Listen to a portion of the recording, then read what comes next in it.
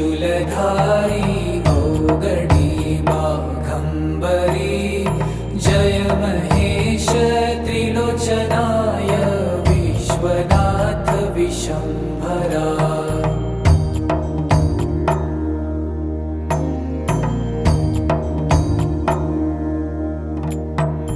नाथ नागेश्वर हरो हर पाप साप विशापतम्